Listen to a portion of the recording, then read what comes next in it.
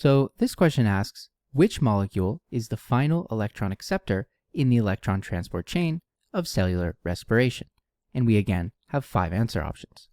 We have A, NADH, B, FADH2, C, oxygen or O2, D, water or H2O, and lastly E, carbon dioxide or CO2.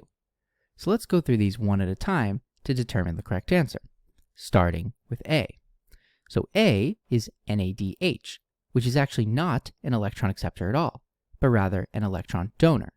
So NADH will donate electrons to become NAD+, the plus signifying the loss of electrons, and therefore its role as an electron donor.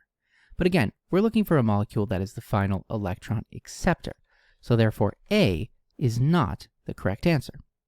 But what about B?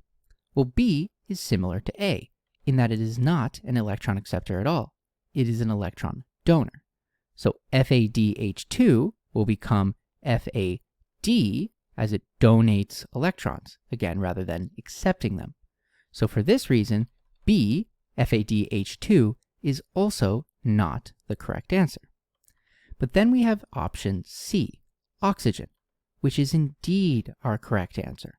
Oxygen is the final electron acceptor in the electron transport chain of cellular respiration. And we can see that in our image here. We have oxygen accepting electrons and combining with hydrogen ions to form water. So again, the correct answer is indeed C, oxygen. But what about the other 2 answers? Let's make sure this is clear. So D, water, as we've just discussed, is actually a product of oxygen being the final electron acceptor.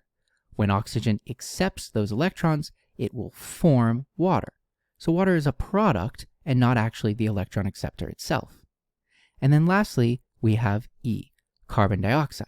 Now, carbon dioxide is a byproduct of the Krebs cycle and is actually not involved in the electron transport chain. So for this reason, carbon dioxide is also not the correct answer. So once again, the correct answer is C, oxygen. Oxygen is the final electron acceptor in the electron transport chain of cellular respiration.